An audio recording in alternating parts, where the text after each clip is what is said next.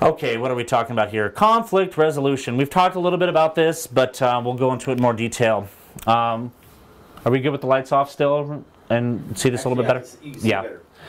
Fighters often exhibit poor behavior towards marshals. It's frequently because we're telling them they can't do something or they're doing something wrong. It sucks sometimes, right? I've been yelled at. I've been, called names. All you can do is understand that it's a frustrating thing sometimes to be told they can't do what they want to do and work with that.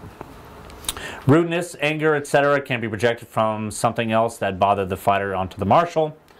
All right, so wars are a big culprit of this. But you know what happens in tournaments too.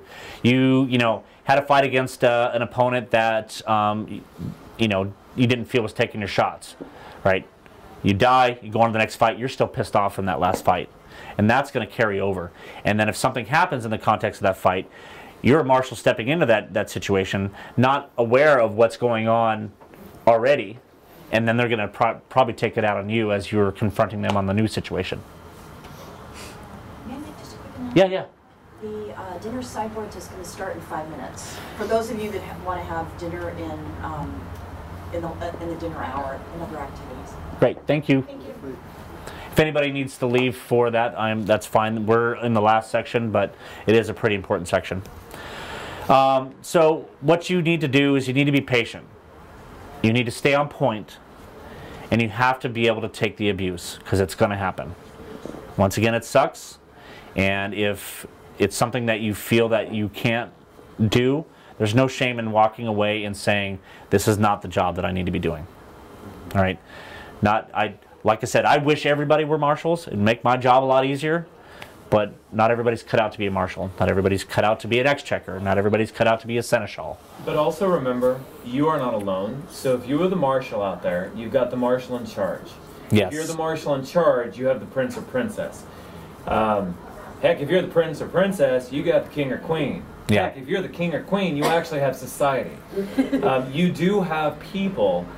If you need backup, you're not going to probably get backup that second. Right. But write it down, figure it out. It might indicate an endemic problem that needs to be addressed. And for all you know, the individual in question might have a rap sheet a mile long, and if you add to it, something might actually be accomplished. But if you just feel like you have to go into a corner, or if you just feel that you're going to quit, that individual may continue to terrorize and make this hobby less enjoyable for everyone. Yeah, when I say that, walk away, I didn't necessarily mean in the context of the situation. I meant from the general, job of marshalling. Yes, he's exactly right. If you're in a situation that you feel is getting out of hand and you don't have the tools, or they're not able to listen to you in the conflict, get backup. Right? It's just like working security for anybody who's done that. You don't go and handle a violent drunk on your own. You get your buddy, and the two of you, it's just like in Roadhouse. Be nice. If you have problems, get a buddy and you both be nice. If you can't do it and you have to bring a third person, you all be nice until you're not. Well, how do you know that? I'll tell you. But really, that's really the case. Is you have to be courteous the entire way along. Once again, earlier when I was talking about you have two fighters on a war field that are in the midst of conflict, break the chain of conflict. Get them to focus on you. The minute you start, I heard somebody at Great Western War said, well, I used the mom voice on him. Well, you may have gotten their attention, but you are still contributing to the inflamed attitudes here. To be perfectly honest, if I've got fighters that aren't listening to me and I think my status as a fighter, my gender is part of it, I'll even grab somebody that's lower in the chain of command than me, but has the proper regalia that they'll respect, or has the proper gender that they'll respect, or has a voice they'll respect, because then I've managed to change the situation. And I've managed to solve the problem. It's not that they have to respect me, it's that we need to solve the problem. Exactly. And it's unfortunate that that is a reality, but it is a reality. And complaining about it and sticking to your guns about, I'm not being listened to isn't going to help the situation. Now, after the fact, it can be addressed. But in the moment, your focus, your priority is to de-escalate the problem and remove the fighters from the situation that caused the problem in the first place. Once you've had an opportunity to de-escalate the issue, then you become a mediator. Find out what the issue is. Get somebody to, talk to you about what happened. If you have two people telling you opposing stories of the same situation, find a witness, right? What you need to do is you need to get to the truth, you need to understand what's going on, and then you can take corrective action. And frequently it's, you shouldn't do that thing that led to this, right? It can be that simple. And then you'll hear some yeah buts, and then you go, no. See where we are now? This is because X, Y, and Z happened, and you were X. Then he was Y. Then we were all Z, okay? We need to, you need to find the truth, find a way to correct the problem. And it isn't just correcting the problem in the moment, it's correcting the problem from happening again. Right. If the behavior is repeated and risks the safety of any individuals, you may need to stop the individual and try to resolve the issues they are experiencing. That's what I was just talking about here. If it's something that's happened over and over again, then it becomes an even greater issue, and that's when you definitely call in reinforcements, because then you're talking about, a problem child. And like he was talking about a rap sheet, sometimes you have to document. There are people on the on the list of authorized fighter in this kingdom that are on my watch list. It's an unofficial thing. I don't have names squirreled away in some safe deposit box somewhere. But there are people that are on my watch list because I have documented information on poor behavior, right? And before I can, and if I've tried corrective action and that still hasn't worked, unfortunately the recourse from there is preventative action, and that is, removing somebody's ability to fight. I don't like to do that, but it's sometimes a necessity, and the only way to get there is to have the information necessary to tell them that. Do you need something, honey? No. Okay. And can I add something to that? Yes, sir. Go for it. Keep in mind too, and Carl used to drain this into all of our heads, the attitude may not be something that happened at the event or even be related to the SCA. It could be a mundane issue that they're bringing to the site and they can't deal with it properly. And it may transfer to their fighting. Well, this is what we were talking about earlier, and I was using a narrower scope, but you don't know what's going on prior to the moment of conflict. So be aware that anything's coming your way. Thank you.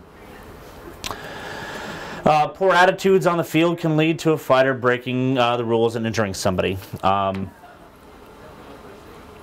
This happens most frequently in wars. It's not exclusive to it.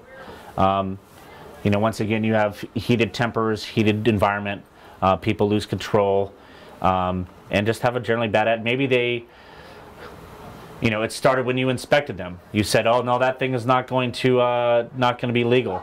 At Great West, we had an issue with the Mandrake spear tips. Something that we banned in this kingdom, but it wasn't banned in Kaid, the other kingdom with which we were fighting. So we came up with, basically, I inspected every single Mandrake tip that came to the field, and if I felt that they were not safe, then they were not allowed to be used. And in some cases, this created some pretty pissed off people. Well, they went and did what they were told, but they went to the field with a chip on their shoulder now. Well, I'm just going to, go out there and beat up on some people as a result, or what have you. These are the bad attitudes that can create issues, and we need to try and recognize those and deal with them as calmly and as coolly as we can, but watch for what the potential results are from those bad attitudes, right? Frequently what you will see is people hitting too hard, hitting people when they're on the ground or otherwise unaware of being hit, skirting the rules of engagements to, catch people unawares, right? These are the most commonly done things. I've also seen people purposefully step on somebody in a way to injure them if they've fallen to the ground, being bested, right? These are the types of things that can happen if we don't head these attitudes off at the pass. So, and if you do not feel equipped to handle those issues, there's nothing wrong with going to the senior marshal in the field, the marshal in charge, and say, listen, I've been watching this guy all day. He seems like he's on the verge of losing it. We should keep an eye on him, right? There's nothing wrong with that. Fighters refusing to listen. You need to be assertive, as I've said earlier. You can repeat yourself if you need to. I've done it plenty of times in here. Remind them that your primary concern is safety, right? It isn't just you're not upset at them just because they're in a shitty mood, right? You're approaching them and confronting them because that mood and that behavior can lead to a safety concern, As I was talking earlier, hitting somebody unawares, stepping on them in an injurious fashion on the ground. Remember, low blood sugar dehydration can make reasonable people unreasonable. They're not getting enough food, not getting enough water. That poor attitude just goes right through the roof, right? Get other marshals to support your decision, as I mentioned earlier. If nothing else works, call a hold until the fighter follows the rule or safety dictation there. I've had to do this. I've actually had to do this with spectators. I got into it with actually spectators at West Ontario War. There's a camp there that is right on the battlefield, basically, and I happen to be one of the event stewards for the war when they first started doing that. And the deal I made with them is that when it comes time for battles to take place, you guys need to follow every directive we have about maintaining the safety parameters of this field. And what they'd done is they'd camped about 10 feet from the edge of the field, and we're sitting there, no helmets, no nothing, and fighting was starting. I ran over there to tell them to move back, and they took offense to it and decided to drag their feet and not do it. And I said, fine. I called a hold. And there's basically an entire field of fighters staring at these spectators that are not following the directions. This may sound like a power play, but I assure you it was not. You know what I don't like doing? I don't like calling holds. Right? What I need to do, though, is maintain safety on the field. And that applies to fighters, that applies to marshals, that applies to water bearers, that applies to anybody associated with the field, from the spectator to the fighters in the fray. If what they're doing is not being addressed, call a hold and address it. So there's going to be court in 10 minutes? Okay. Let's see here. We're almost done. Thank you, Felita. We got that. Simple steps to resolve a conflict. Understand the conflict. This is what I was talking about earlier. Once you've gotten them to calm down, understand what the issue is. Get both sides to tell you the story of what's going on. Get a third party if you need to. Persuasion. Be empathetic. Use others to persuade. Manage emotions. Put yourself in their situation. Most of us are fighters. Some of us are not. But some of us that aren't fighters and are marshalling have been marshalling long enough to understand that this is an intense thing. So do your best to put yourself in their situation and understand where they're coming from, whether right or wrong. A poor decision was probably made there somewhere, and that's what you're trying to address, and that's what you're trying to get to. And these are tools that you can use to do that. Negotiate a solution. Be flexible without breaking the rules. Be sincere. Put yourself in the fighter's shoes. That's sort of the empathy thing here. Be flexible without breaking rules. This is actually kind of an important point here. Technically, if you lose your temper, if you're fighting with malice on the field, you should be ejected. You should be removed from the field. But you can make the judgment call if you feel so that the person whose tempers are flaring have calmed down enough where they can maybe re-enter the field. So a compromise in this situation would be, how about you sit out the rest of this battle, then you can come back in on the next field, get some water, get some food, address yourself, and then come back, right? That's an example of that compromise. Kicking the issue up the ladder. If a resolution cannot be found between you and the fighter, enlist the assistance of a peer, the marshal in charge, the Euro Marshal, royalty, etc. that are on site. We've talked about this several times, so we don't need to beat this dead horse.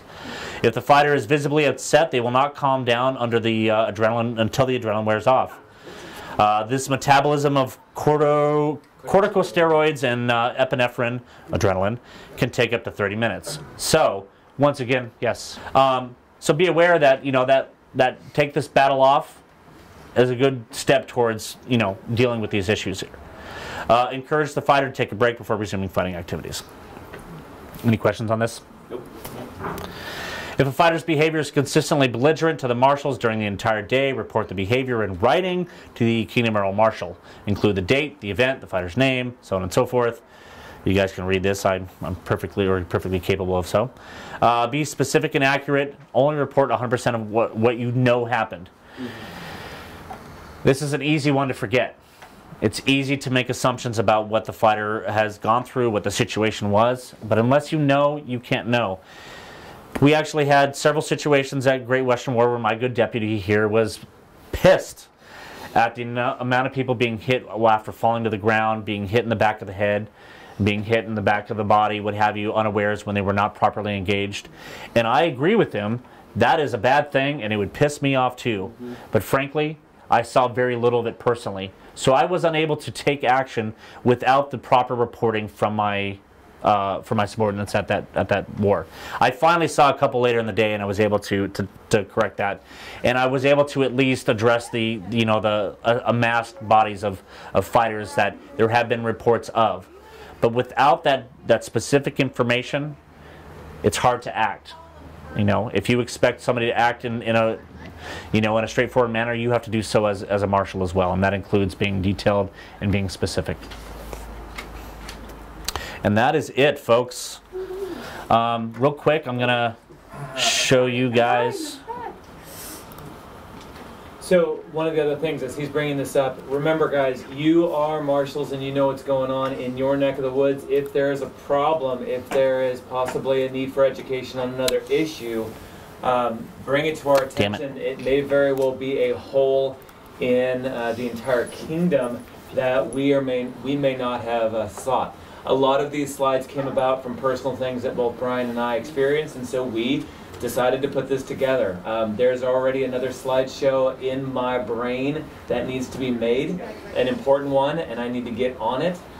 There might be more issues out there. Please communicate with your principality marshals, your baronial marshals, your KEM, so that we can continue to educate and things can continue to be safer and safer and better and better. Absolutely. I mean, so this is not you've taken this course, you are now, an authorized marshal or an authorized senior marshal. This is the information, the tools you need that when you go to read the rules, or you're marshaling at Crown or West Ontario War, that you can behave as a marshal should behave, and have the tools you need to learn to become a marshal if you're not already a marshal, to advance to a senior marshal if you haven't already done so, and to maybe potentially hold this job at some point if you haven't already. These are not clearly all-inclusive. That would be probably a day-long effort to try and accomplish that. These were main points that we felt that were, 1, less obvious, 2, extraordinarily important, and 3, easy to absorb as a general notion of being a marshal. Were there any other questions before we conclude for the afternoon? Is there a way to check to see how up to date we are on the marshal list? As far as your current authorization, that is also held by our fighter data. My fighter data deputy is over here. You can submit any requests to fighterdata@yahoo.com. Fighter data is one word. And there's also a web form on the Kingdom web page under the Earl Marshal section that you can also send these inquiries. We also frequently have at least the fighter lists at Crowns. I don't think you include marshals on those. The ones at Crown I don't. I typically put what I do. Oh, that's right. You post one, don't you? I post one on the Earl Marshal page on westkingdom.org that has all of the authorizations. Yeah. So that is, but that's posted periodically. So if anything's happened between when that was posted and the time you check, clearly there might be some gaps in information there. I just wasn't marshal. I just want to see if I'm still on the list. How long ago do you think that? Year. Okay, you're likely. Unless you're a first-time marshal, most authorizations are for 4 years for both fighters and marshals. First-time marshals in fighters are a 2-year. Then the next renewal will go for 4. Senior marshals are also 2 years only, and I know that's a higher up thing, but I do that because I expect senior marshals to be well educated, and at 2 years' time, a lot of things can change. Also, you usually have a changeover in Earl Marshal at that point. So this allows the Earl Marshal a little bit more command and control over what I call the senior troops. I don't know if you'll What's that? I don't know if you want to deal with me. I transferred in actually from Mid-Realm. Yeah. From Ontario to Mid-Realm a year. So where are you now? I'm up in Snuggle. Gotcha. Ryan, Court and 5. Yep, we're concluding now. Thank you, Your Highness. I'm sorry I can't show you the Facebook and Yahoo groups. I would take me a few minutes to get. Sure, but I wanted to show everybody. But once again, if you do a search on Facebook for West Kingdom Marshalate, or if you search Yahoo groups for West Marshals, you'll find both the online groups that you can get resources from. There's a community of posts for various things happening, as well as file sections in both those where you can download all the information. So, and I'm continually adding and changing and evolving that stuff, so it's not a bad idea to keep checking back to those things periodically and be a part of the discussion, right? The way that we improve what we do is by talking about unique situations. So, thank you everybody. Have fun at court.